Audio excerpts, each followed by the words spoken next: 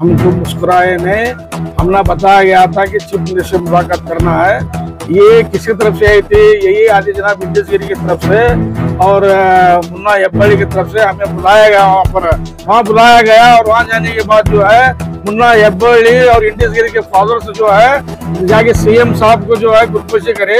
इंटेस गिरी साहब को खुदकुशी के वो फोटो आई हुई है, देखिए। अब हम मुस्कुराते हुए आए नहीं, हमना तो अफसोस हुआ। कहना ऐसा है कि आप मुस्कुरा रहे थे जाकर। मैं वही तो बोल रहा हूँ, इंटेस गिरी साहब क्यों शाल डाले पूछवा सीएम के बाजू टेर के। इंटेस गिरी को मेरा सवाल है, बाजू सीएम के बाजू टेर के शाल डाल रहे उन्होंने, शाल डालने वाले खुद थे, उन्हीं के लोग मुन्ना यब्बड़ी थे।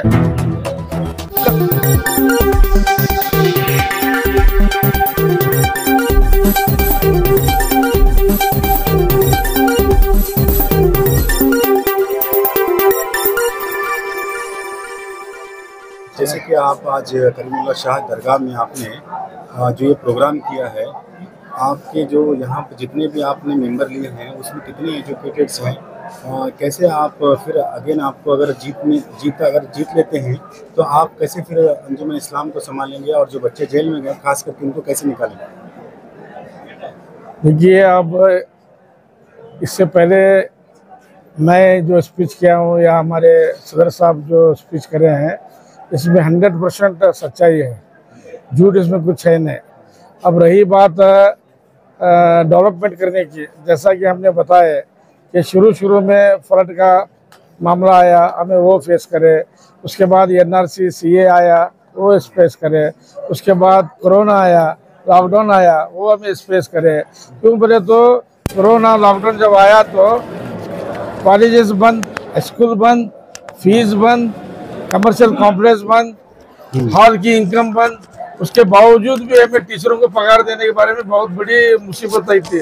उसके बावजूद भी वो प्रॉब्लम को सॉल्व करे। हमें ऐसे जो भी फेस करने का जब मौका आया तो हमें फेस करे। जैसा कि तुम्हें बच्चों के बारे में बोले, शुरू से लेकर हमें तकरीबन 1 साल तक बच्चों को खाने के लिए हर महीना एक तरफ 8,000 एक तरफ 2,000 रुपये डालते रहते थे। मैं 1 महीने को 3 लाख रुपये होते थे। हाँ, 1 महीने को 3 लाख रुपये। एक जो मेंबर है उसको अलग अलग से डालते थे सर? नहीं, पूरा एक गुलबर्गा की जेल के अंदर हम डेली 8,000 रुपये डालते थे और एक जेल के अंदर मैं हफ्ते में 1 बार देते थे। अच्छा, ये किस लिए देते थे सर? खर्चा? खाना खाने के लिए बच्चों। अच्छा, खाने के लिए। हाँ, तो क्यों बोले तो गवर्नमेंट से वहाँ पे खाना नहीं दिया जाता? गवर्नमेंट से खाना दिया जाता था, वो हमारे बच्चे खा ही नहीं सकते हो खाना। अच्छा, क्या देते थे सर वहाँ पे? क्या पतली दाल, 2 चपाती और वो चावल तो ठीक रहता नहीं था वहाँ। अच्छा। जब हमें ये इंतजाम करने के बाद हमारे बच्चे वहाँ पर कितना, अब एग्जाम्पल के लिए यहाँ एक निजाम बनियारा हमारे बाजू है। हाँ, वहाँ पर तकरीबन 1 साल 9-10 महीने तकलीफ काट के जमीन पाए सो है और बच्चों को हम जमीन पे छुड़ाने के लिए बड़ी हमें मेहनत करे सो है, आज भी कर रहे हैं। सर, ये जामीन का मतलब क्या होता है? जरा आवाम को बताइए सर, जामीन का मतलब क्या होता है? जामीन का मतलब ये होता है कि हमारे बच्चे जब अंदर गए, अभी इनके ऊपर अभी केस चलना है जी। केस तो चल रहा नहीं, हाँ, ट्रायल चलना पड़ता। अब इससे पहले हम जामीन पे इसलिए लाते हैं बच्चों को हमारे कि ये बच्चे हमारे निर्दोष है, इनको जामीन दो। अच्छा, जामीन का मतलब सिक्योरिटी देना पड़ता है? क्या देना पड़ता है? क्या देना पड़ता है सर? अब देखिए, सुप्रीम कोर्ट में से जब 4005 बच्चे आए, 3005 बच्चे आए, तो एक 50,000 रुपये डिपॉजिट करना पड़ा। जामीन जब अलाउ हुई तो जामीन देने के बारे में एक को 50,000 रुपये देना पड़ा। वो आली जनाब जमीर अहमद खान साहब थे। उसके बाद यहाँ जो लोकल कोर्ट के अंदर उनको फिर बॉडी वारंट हो गया। बॉडी वारंट इसलिए हो गया कि एक लाख पतला मारे सो केस अलग है, वो आतंकवादी का केस अलग, जो NIA में छूट करे बच्चे ये। उसके बाद बॉडी वारंट में इनको एक बच्चे को 4-4, 5-5 केसा। फिर इन सब आकर हमना बोलने के बाद मैं खुद जाके 2 दिन कोर्ट में ठहर के 4005 बच्चों को जमीन देकर आया हूँ। फिर ये हमारा काम नहीं है क्या? सर, घटना हुई थी, घटना घटी थी, उस वक्त वहाँ पे सदर मौजूद नहीं थे बोल के आवाम बता रही है। देखिए, सदर को आराम नहीं था, वो उनको भी फोन गया था। उसके बाद उन्होंने मुझे फोन करके बताया, अल्ताफ कित्तूर तुम्हें कहाँ है, हमारे ऑफिस बेरस को लेकर तुम्हें जल्दी पुलिस स्टेशन को पहुंचो बोल कर। मैं खुद वहाँ पर पुलिस स्टेशन में पहुंचा और जो हमारे बच्चे जो मांग कर रहे थे, यानी कि उसे इमीडिएट अरेस्ट करना, उसे सजा दिलाना करके तो मैं जाके पुलिस कमिश्नर साहब को बात किया, एसीपी को बात किया, मैं जाके पूछा उनको, उसे अरेस्ट किए नहीं, हमें अरेस्ट कर रहे हैं, अरेस्ट हो गया उन्हें, तुम्हें एफआईआर हमें करने के रेडी है, तुम्हें किसे देते हैं कंप्लेंट देकर बोले। जो रफीक पिंजार बोल के उसके तरफ से मैं कंप्लेंट कराया और उसी को आरोप को बनाया गया इस केस में। जो जामीनदार थे, हम लोग जो साक्ष्य देते कारदर्श, वो साक्षी वालों को भी इसमें आरोपी बनाया गया।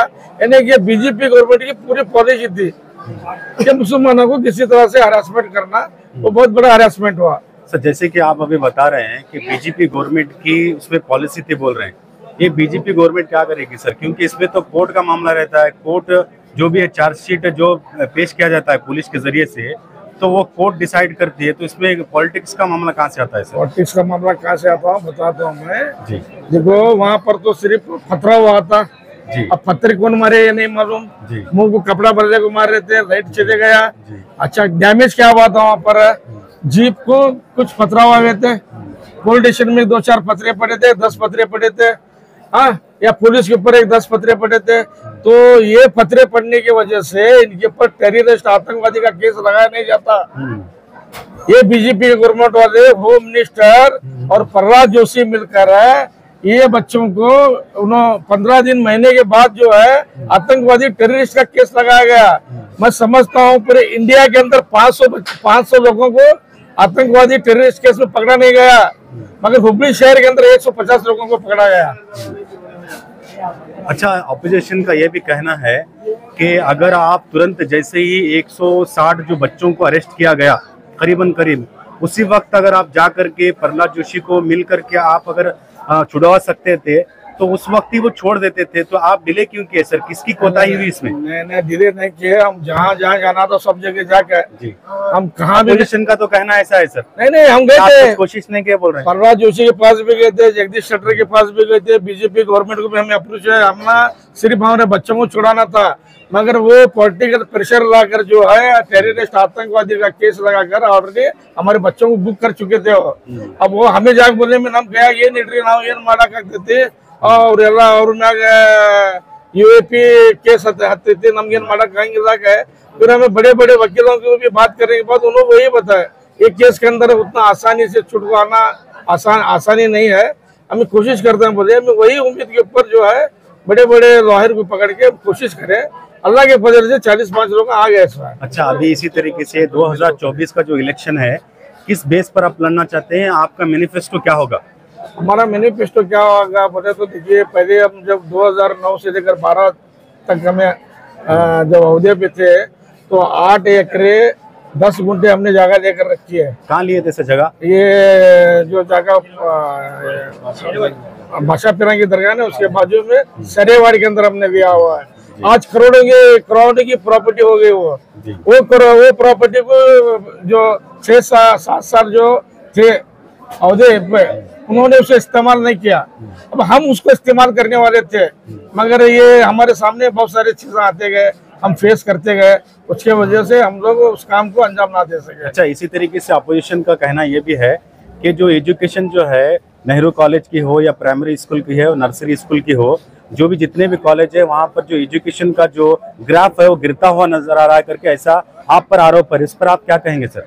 देखो बिल्कुल है, ये तो देखो अपोजिशन वाला का काम ही ये है। उनको मैं सवाल करना चाहता हूँ आपके थ्रू, वो ना बच्चों के लिए आगे बढ़ चढ़ के काम किए, ना जब अहदे पे थे ना वो काम किए, और हमें तो अभी वो सवाल ही नहीं होता। अब इतना अच्छा हम बेहतर से बेहतर वहाँ बच्चों को एजुकेशन दे रहे हैं, LKG से लेकर PG तक जो है अभी बहुत ही क्वालिटी एजुकेशन दे रहे हैं हम लोग। अब उनका क्या है, हमारे पूरा इल्जाम लगाना है, इल्जाम लगाने का काम करते हो। आओ ना हमारे सामने आगे प्रैक्टिकल विजिट करोगे ना, उनको पता चलेगा।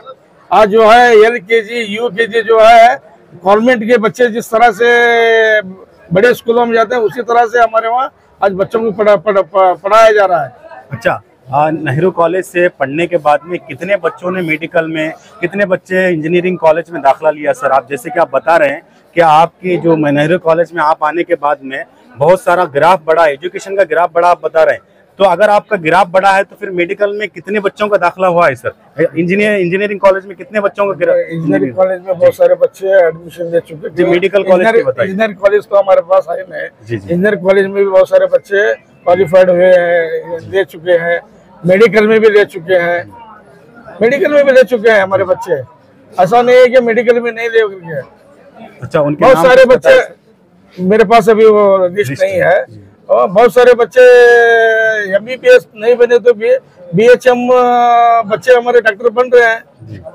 अच्छा, इसी तरीके से अभी जो भी बच्चे वहाँ पर पढ़ रहे हैं, वो पेरेंट्स जितने भी हैं वो फीस बराबर से अदा करते हैं, आप उनको माफ कर देते हैं सर? फीस तो अदा करते हैं। हमारे मुत्तवल्ली हजरात जो होते हैं हुबली शहर के, अगर कोई बहुत ही गरीब है, गरीब बच्चा है, गरीब तबके का बच्चा है, तो वो रिकमेंड करते हैं। उसके मुताबिक हम लोग जितना हो सके उतना जो है हम लोग उनको कम करने की कोशिश करते हैं। ये आपके जो नंबर जो है वो किस काबिलियत से है सर, किस चीज पे आवाम वोट डालेगी उनको? देखिए हमारे सौंदर साहब सदर साहब है, 2 बार वो सदर रह चुके हैं, इससे पहले वो सेक्रेटरी रह चुके हैं, उससे पहले AB के मेंबर रह चुके हैं। और मेरा तजुर्बा है, मैं इससे पहले हॉस्पिटल बोर्ड का सेक्रेटरी था, अभी इस बार जो है मैं वाइस प्रेसिडेंट रहा हूँ। अब हमारे वहाँ जो एजुकेशन बोर्ड के अंदर जो है सभी तजुर्बाकार लोग पहले के 4 है, फिर नए से जो है वेल एजुकेटेड लोगों को हमने हॉस्पिटल बोर्ड में लिया हुआ है। अच्छा सर आवाम हॉस्पिटल का जो चीज आपने बताया, तो हॉस्पिटल जो उतना इम्प्रूवमेंट नहीं हुआ जितना होना चाहिए था। बहुत इम्प्रूवमेंट हुआ है हमारा हॉस्पिटल तो, अब उसका अंदाज नहीं कर सकेंगे। पिछले वालों को जाकर रिकॉर्ड देखिए, वो 6-6 साल 7-7 साल रह के कितना वो हॉस्पिटल को सुधारे, पूछे उनको। अब हम तो हॉस्पिटल को इतना अच्छा डेवलप किया है, हमारा खुद का मेडिकल शॉप है। आज 10% हमें गोर गरीबों को डिस्काउंट करते हैं, और भी ज्यादा होना रहा तो वो भी डिस्काउंट करते हैं। और हमारे वहाँ पेशेंट आए ट्रीटमेंट करके जाता है, कोई जमात वाले रिकमेंड करते हैं तो मैं वहाँ भी उनको डिस्काउंट करते हैं। अभी के टाइम को तो आपने कुछ रिस्पॉन्सिबल नहीं दिया, अभी KMC तो अप्लाई किया था। नहीं, KMC को जाने के पेशेंट KMC को गए, जो हमारे वहाँ आने के पेशेंट क्यों गए? हमारे हॉस्पिटल को परमिशन नहीं था कोरोना के केस के, उसके बावजूद भी हम 100 के पेशेंटों को लेकर हम इलाज करा के भेजे हैं। कुछ लोग तो हमें गिफ्ट दिए हैं। डायलिसिस सेंटर हुआ है।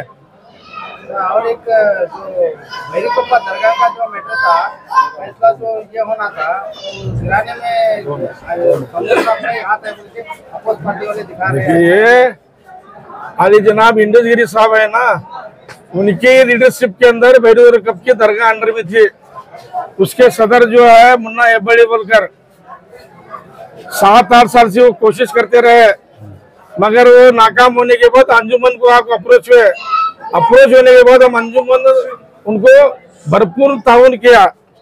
यहाँ तक कि हम लोग जिस दिन दूसरे दिन वो शहीद करने वाले थे, उस दिन जो हम यहाँ से अंजुमन के पूरा हमें ऑफिस बेरस मिलकर और मोतेबर लोग मिलकर जाकर जो है हम सिद्धरामैया साहब को फोन करके सिद्धराम साहब ने जाके बैठ के बसवराज बोम्मैया जो चीफ मिनिस्टर थे उनको बात करा के हम किसी भी कीमत में रोको करके बोल गए हैं। हमें हमारा रूल उसमें कुछ भी नहीं है। अच्छा, इसी तरीके से और एक सवाल है सर, बहुत ही महत्वपूर्ण सवाल है ये, आवाम का सवाल हमारे पास बहुत ज़्यादा आ रहा है। जिस दिन आप CM बोम्मैया के पास गए थे, बसवराज बोम्मैया के पास जब गए थे, तो वहाँ से एक तस्वीर आपकी शाये हुई थी जो वायरल हुई थी, तो उसमें आप सभी लीडर जो जितने भी अंजुमन के लीडर्स हैं वो मुस्कुराते हुए हंसते हुए नजर आ रहे हैं सर। क्यों मुस्कुरा रहे थे सर? हम तो मुस्कुराए नहीं, हमने बताया गया था कि चीफ मिनिस्टर से मुलाकात करना है। ये किसकी तरफ से आई थी? यही आदि जनाब इंडस गिरी की तरफ से और मुन्ना हेब्बड़ी की तरफ से हमें बुलाया गया। वहाँ बुलाया गया और वहाँ जाने के बाद जो है मुन्ना हेब्बड़ी और इंडस गिरी के फादर से जो है जाके CM साहब को जो है गुलपोशी करे, इंडस गिरी साहब को गुलपोशी किए। वो फोटो आई हुई है, देखिए आप। हम मुस्कुराते हुए आए नहीं, हमने तो अफसोस हुआ वहाँ पर। कहना ऐसा है कि आप मुस्कुरा रहे थे जाकर? नहीं, वही तो बोल रहा हूँ, इंडस गिरी साहब क्यों शाल डाले पूछवा CM के बाजू टेर के? इंडस गिरी को मेरा सवाल है, बाजू CM के बाजू टेर शाल डाल रहे, उन्होंने शाल डालने वाले कौन थे? उन्हीं के लोग मुन्ना हेब्बड़ी थे। तो हमारा कहाँ से सवाल आता? हम लोग इस बार आज किस सीट पर इलेक्शन लड़ रहे हैं सर? इस बार आप जो है आप किस सीट पर इलेक्शन लड़ रहे हैं? वाइस प्रेसिडेंट के लिए खड़ा हूँ।